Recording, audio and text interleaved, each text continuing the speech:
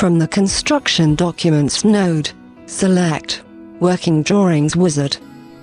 Choose the Automatic Creation method.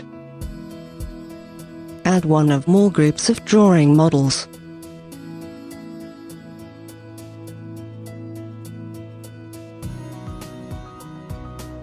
With the drag and drop feature, simply bring the desired drawings into the group.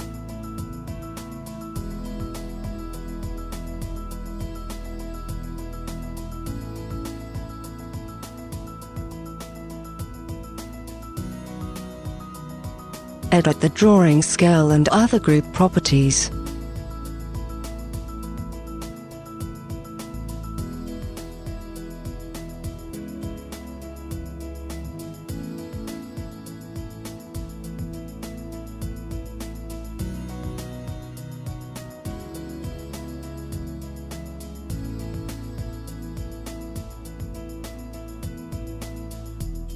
Define margins and other options.